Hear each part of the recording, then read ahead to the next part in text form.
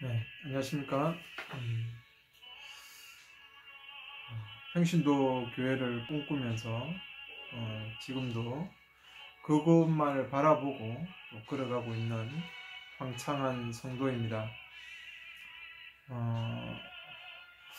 하나님 나라를 이루어가는 그 길과 성도의 기도, 그리고 하나님의 심판, 교회의 최종적인 승리, 계시록을 보면서 이러한 구도들을 보게 됩니다.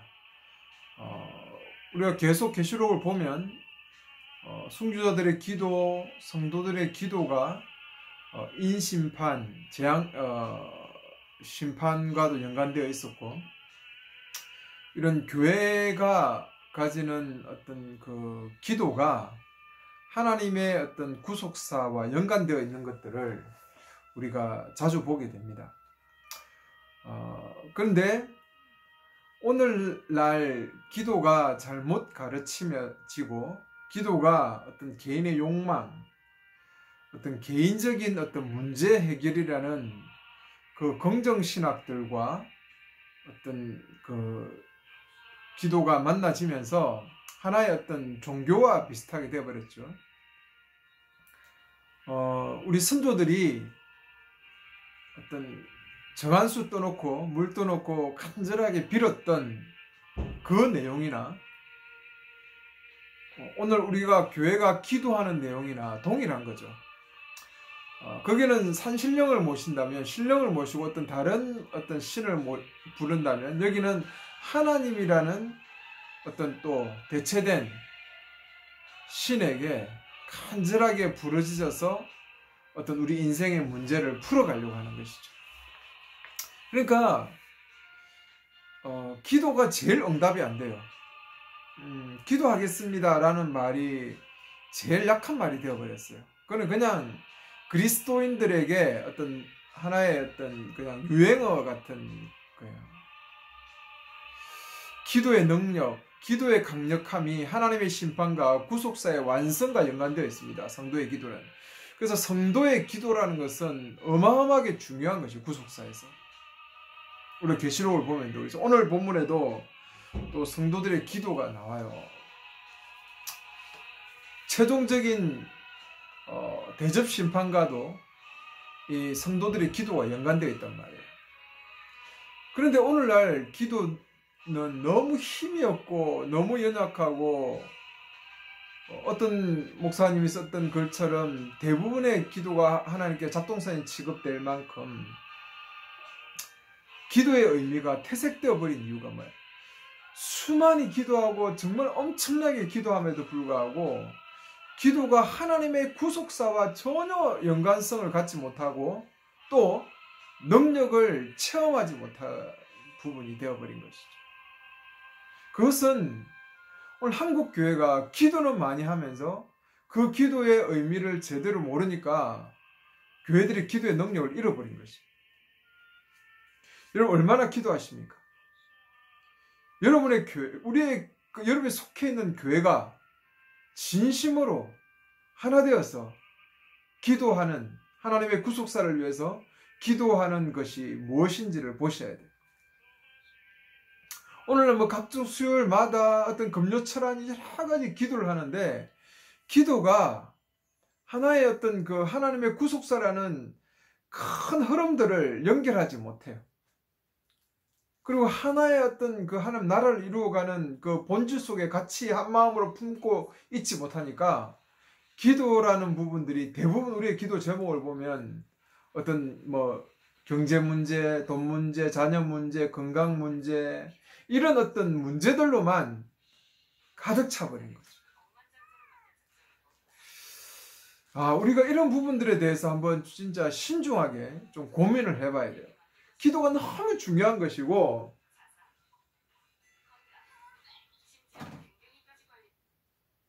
기도라는 것이 정말 어마어마하게 능력이 있는 것인데도 불구하고 그 부분들을 놓쳐버린 것이죠.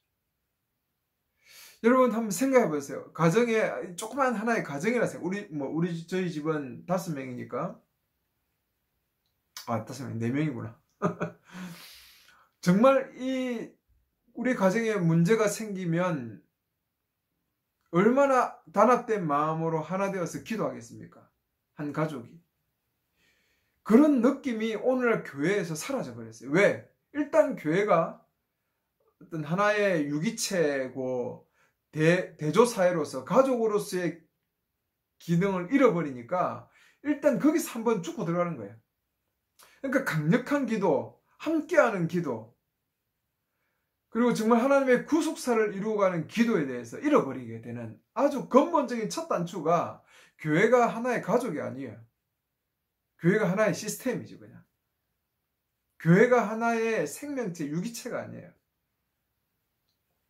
그게 지금 기도가 잘못된 아주 결정적인 이유입니다. 이게 지금 이해되는지 모르겠어요. 기도가 너무 그냥 개인적인 어떤 하나님과의 나와의 1:1 관계, 그리고 내 인생의 문제, 이런 부분으로 기도하니까 기도에 무슨 능력이 있습니까? 기도에 무슨 응답이 있습니까? 뭐 개중에는 한 번씩 응답이 되는데 그 응답은 기도였어의 응답이 아니라 간절히 원하다 보니까 인생이 뭔가 좀 잘 풀리고 되는 거죠. 인생이 뭐 있습니까? 잘 될 수도 있고 안 될 수도 있고, 그게 인생 아니에요? 문제가 풀어질 수도 있고 안 풀어질 수도 있고, 그것은 기도를 하고 안 하고의 문제가 아니에요. 내가 인생을 간절한 마음으로 살면 때로는 인생의 문제가 해결되지 않습니까? 내가 정말 간절하게 이 문제를 고민하고 이 문제에 풀어가기 시작하면 때로는 문제가 해결되고 때로는 어떤 상황들이 헤쳐져 가게 되고, 그게 인생이에요. 인생. 그냥 인생을 그냥 진지하게 살아가면 잘 되기도 하고 못 되기도 하고 또한 지나가기도 하고 어떤 사람 관계가 회복되기도 하고 무너지기도 하고 다 그런 거예요. 그냥 그게 인생사예요. 그거는 우리가 성경이 말하는 기도를 간절히 하고 안 하고의 차원이 아니란 말이에요. 그러니까 기도를 해도 기도가 응답이 없는 것처럼 기도에 힘이 없는 거죠. 그것은 삶을 진지하게 살아내지 못하면서 그냥 기도를 통해 하나님의 도움을 통해서 내 인생을 바꾼다라는 어떤 잘못된 사고방식을 갖고 있기 때문에 그런 거죠. 내 인생의 문제는요, 솔직히 말하면 내 주변의 사람들과 어떤 나의 간절한 열망들을 가지고 진지하게 인생을 살아가다 보면 내 인생의 문제는 많은 부분이 해결돼요.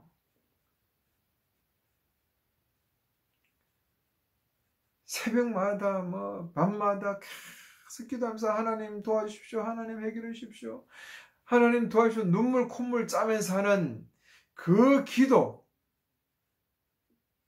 그것이 뭔가 영성이 있는 것처럼 보이지만 오히려 그것이 기도의 능력을 약화시키는 이유예요. 눈물 짜고 콧물 짜면서 간절하게 부르짖다 보면 또 우리 인생이 뭔가 풀어지기도 하죠. 왜? 그 간절함 때문에. 그것이 기도가 하나님의 능력으로 이루어져 가는 어떤 부분으로 인해서가 아니라, 그러니까 기도하면 문제 해결 안 되죠. 기도하면 인생이 더 꼬여가지고, 왜? 삶이 꼬일 삶을 살아가니까. 꼬일 만한 그런 어떤 삶의 열정과 어떤 삶의 어떤 해결점을 갖지 못한 채 살아가니까 그런 거예요.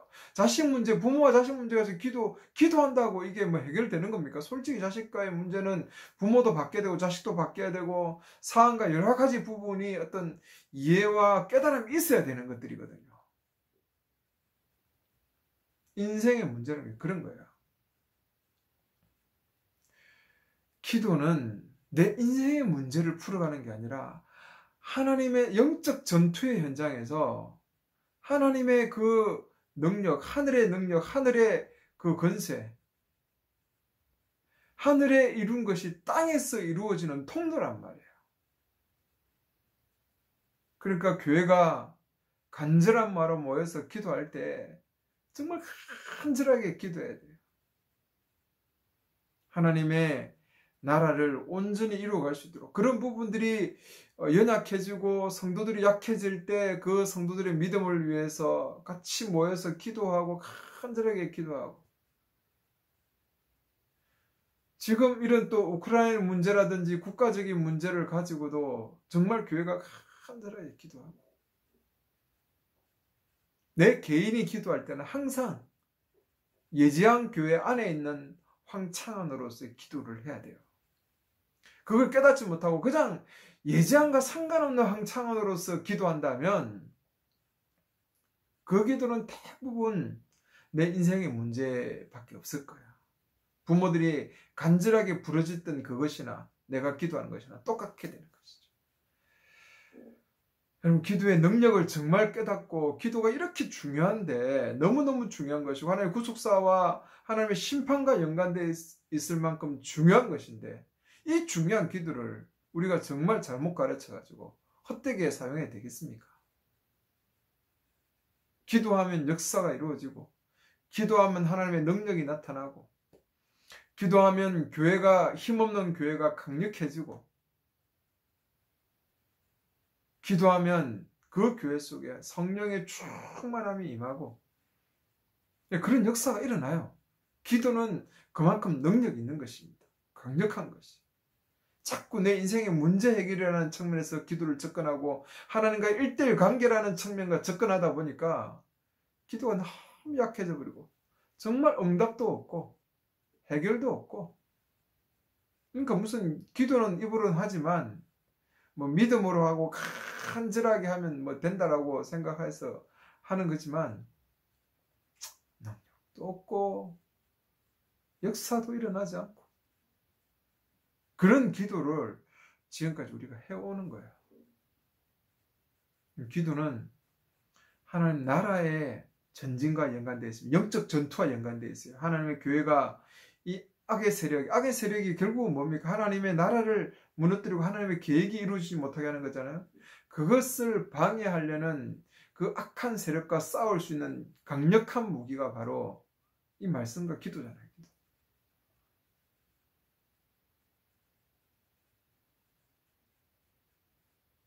그 교회가 정말 한 마음으로 간절하게 기도하고 성령 충만을 입도록 기도하면 하나님의 교회에 강력한 역사가 일어납니다. 그래서 일어날 수밖에 없어요. 근데 오늘 교회가 그렇지 못하고 개인적인 문제와 인생의 문제를 이야기하고 위로와 격려와 하나님의 1:1 관계만을 이야기하는 기도로 나아간다면 그 기도는 정말 하늘에서 쓸데없는 잡동사니 취급받는 그런 기도예요. 정말 한국교회, 또 내가 있는 교회가, 정말 우리 교회가 그런 기도의 능력을 회복하고 한 마음으로 간절히 기도하면서 하나님의 역사를 이루어내고 악의 세력과 싸워서 승리하는 그런 교회가 되기를 간절히 바라봅니다. 오늘은 계시록 15장을 같이 나누시죠. 여러분, 계시록의 흐름이 지금 그렇잖아요, 그죠? 쭉 흘러가는 게 하늘의 전망대에서 이제 바라보잖아요, 그죠? 지금 우리 현실을 바라보면서 하늘에서 이루어진 것이 땅에서 이루어지기를 원하는 거잖아요, 그죠? 그리고 하늘의 승리가 곧 우리의 승리라는 부분들을 보게 하는 것이잖아요. 현실과는 다르게 놀아가지만 그 부분을 보게 하는 거죠. 그죠? 그러면서 인심판이 있고, 인심판 6장에서 7장까지 인심판이 있고, 그 다음에 또 삽입절이 들어가죠. 삽입 장소가 들어가는 게, 그게 삽입이 되면서 하나님께서 그 심판 중에 교회를 보호하시고 지키시겠다는 부분을 그 삽입의 내용에서 이야기했죠. 그리고 7째 나팔 재앙으로 연결되지 않습니까? 그 나팔 재앙을 하면서 또 삽입 부분에서 교회의 어떤 그 정인으로서 목숨을 내어놓고 순교하기까지 정인으로서 끝까지 하나님 나라를 이루어가는 정인이 되라는 부분 하죠. 하나님 보호하시고 지켜주실 거니까. 때로는 지금 그런 영적 전투 현장에서 승리하라고 이야기하죠. 나아가라고 합니다. 그리고 다시 한 번 더 그 7번째 나팔 재앙을 이야기하다가 그 다음 바로 다시 또 삽입 몰렸죠. 삽입이 우리가 그 지금 13장 14장까지 12장 14장까지 봤던 교회 현실, 현실은 영적 투쟁인데 짐승이 끊임없이 교회를 괴롭히는 부분. 로마가 결국은 괴롭히고, 그렇지만 그럼에도 불구하고 그 속에서 견디고 실은 믿음으로 이겨나가라는 부분들을 이야기하고 최종적인 승리가 있다는 부분을 이야기하죠. 그리고 이제 본격적인 대접 심판이 15장 16장부터 이제 시작이 되죠. 대접 심판이 시작되는데, 그 대접 심판이 시작되는 그 서론 부분에서 15장이 기록되어 있는 거죠. 그래서 15장을 그리고 나는이라고 연결했죠. 연결되어 있는 겁니다. 그 심판의 시리즈들이 계속 연결되어서 15장 1절에 그리고 하늘에서 크고 놀라운 다른 표징을 보았죠. 표징을.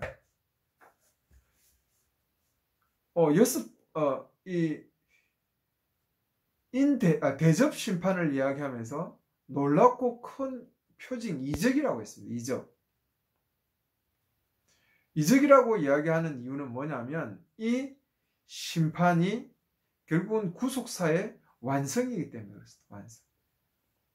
이제 악의 세력이 완전히 진멸하시고 하나님의 승리를 이야기하고 있기 때문에 이 대접 심판을 통해서 마지막 심판이죠. 그래서 이게 이적이라고 이야기하고 있고, 그 다음에 보면 그 유리바다 놓으면서 모세의 노래, 어린 양의 노래라는 부분이 나오죠. 3절에. 그래서 이 이적이라는 것은 구속의 이적인데, 모세의 노래니까 뭡니까? 홍해 사건을 연상시키는 거죠. 그죠? 애굽에서 홍해를 건너서 이제 완전하게 하나님 백성으로 구속받은, 그래서 그 많은 백성들이 하나님을 찬양하고 노래했던 그 모세의 노래 아닙니까? 그래서 이 홍해의 이적과 같은 것이 바로 이 대접 심판의 어떤 의미죠. 심판은 철저하게 세상을 향한 악의 교회를, 하나님 나라를 이루어가는 교회를 방해하고 힘들게 하는 이 최종적인 악에 대한 하나님의 승리잖아요. 그죠? 구속이 완전히 교회를 향한 온전한 구속이죠. 완전한 심판이기 때문에. 그래서 이것을 이적, 표적이다 이렇게 이야기하고, 이 대접 심판이 이제 최종적인 심판이기 때문에 바로 이런 표현을 쓰면서 그 대접 심판이 16장부터 시작되는데, 그 들어가기 전에 서론 부분으로 이 15장을 기록하고 있는 것입니다. 그래서 7 천사가 마지막 7 재앙을 가지고 있다. 그 재앙으로 하나님의 진노가 끝마치게 되는 거죠. 이 마지막 재앙이란 거죠. 이전에 나는 불이 스킨 유리바다 같은 맑은 유리바다, 그죠? 아주 맑게 빛나죠. 그 유리바다 같은 것이 짐승과 짐승의 형상, 짐승의 이름의 수를 기록한 자들을 이긴 자들이 그 바다에 서 있죠. 최종적인 심판을 통해서 통과한 자들, 하나님의 백성들이 거기서 노래를 부르고 있습니다. 그 노래가 3절에 모세의 노래와 어린 양의 노래죠. 그러면서 하나님께 찬양합니다. 당신의 일들은 크고 놀랍습니다. 만군의 하나님 여호와여, 당신의 길은 의롭고 참되십니다. 이방 나라들의 왕이시, 진정한 이 땅의 통치자, 진정한 왕이신 하나님. 그 하나님이 진실로 진실하시고 의로운 분이다 라는 부분들을 노래하고 있죠. 이게 교회가 가지고 있는 성령이면서 교회를 향하신 하나님의 목적이죠. 결국은 그 하나님이 의롭고 그 하나님이 위대하다는 것들이 교회를 통해서 온전하게 보여지기를 원하고 드러나기를 원하고, 결국은 이 심판을, 이 세상을 심판하시는 그분의 의로움에 대한 부분입니다.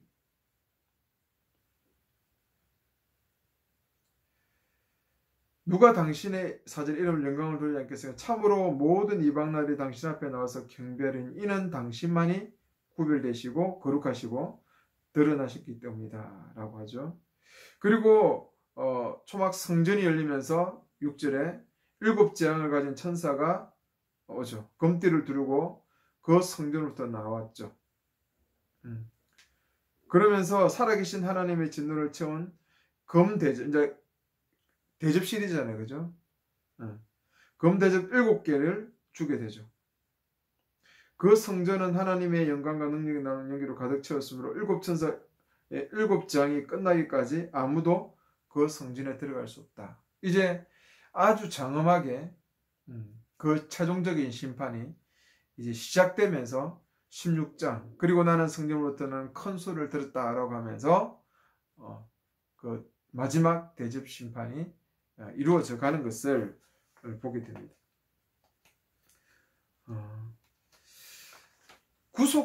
구속사적인 그 완성과 하나님의 심판, 그리고 성도들의 그 간절한 기도, 그 속에서 하나님의 구속사가 완성되어 가는 것이죠. 정말 교회가 온전한 마음으로 기도하면서 하나님의 구속사를 바라보고 끝까지 견디면서 걸어갈 때 하나님 나라는 최종적으로 승리할 것이고 그들에게 하나님의 영광을 드러낼 것입니다. 오늘날 교회가 하나님 나라를 이루어가는 그 역할들을 정말 감당하는 교회들이 보잘것없고 힘이 없을 수 있어요. 약해 보일 수 있습니다. 그러나 절대 그렇지 않습니다.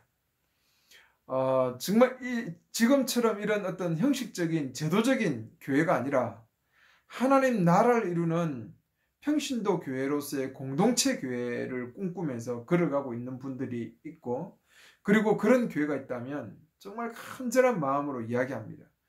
그 교회가 진실된 교회고 약하나 하나님의 능력이 함께하는 교회입니다.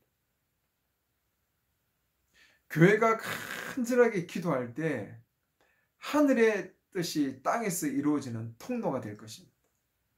교회는 정말 보잘것없고 약하고 능력 없지만 그 하나님의 일을 이루어가고 하나님의 구속사의 전진을 이어가게 하면서 악한 세력과 그것을 방해하는 악의 세력을 물리치고 최종적인 승리의 자리까지 이르게 될 것입니다. 오늘 이 메시지가 로마에 있는 소아시아에 있는 7교회, 로마의 핍박 속에 있는 그 7교회에게 전달되었고 그 7교회에게 이 소망과 이 열망을 가지고 간절하게 기도하면서 하나님의 나라를 이루어가는 교회로서의 그 열망들, 언약 백성들의 그 무게를 잃지 않았다는 것이죠. 때로는 세상에서 많은 것을 빼앗기고 목숨도 내어놓아야 될 상황까지 처해졌음에도 불구하고 그들은 간절한 기도 속에서 그 악한 짐승이 날뛰는 중에도 믿음의 시련, 믿음의 인내를 가지고 승리의 길을 걸어가고 있는 것입니다. 그리고 하나님의 심판은 이미 승리했습니다. 하늘에서.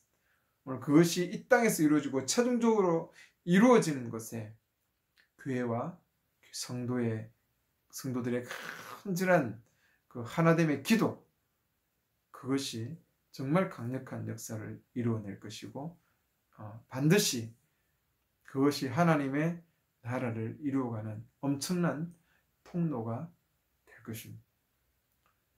하나님의 그 장엄한 심판, 그 모세의 노래, 어린 양의 노래가 정말 교회를 통해서 울려 퍼지도록 그 구속의 이적을 바라보는 최종적인 그 승리가 완성됨을 우리 교회가 볼 수 있을 때까지 포기하지 않고 믿음 잃지 않고 두렵고 또 떨리고 또 우리가 너무 보잘것없이 보이고 비천해 보이지만 믿음의 눈을 가지고 우리가 힘있게 걸어갔으면 좋겠습니다. 연약한 평신도 교회들이 정말 많이 일어났으면 좋겠습니다. 그 교회들이 정말 기도의 능력을 알고 성령의 충만함이 임할 때 엄청난 하나님의 역사와 능력을 경험하는 그런 교회들이 될 것입니다. 정말 소망하고 열망해 봅니다. 감사합니다.